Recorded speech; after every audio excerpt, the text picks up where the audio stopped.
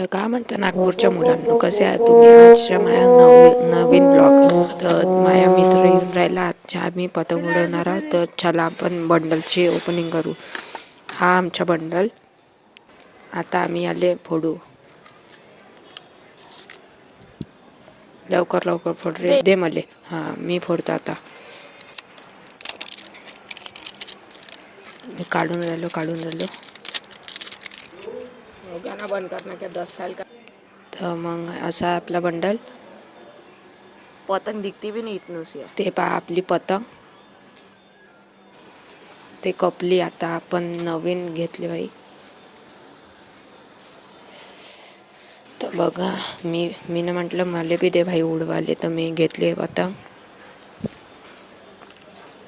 उडून राहिलो. ते पोरांची पतंग आम्ही कापली.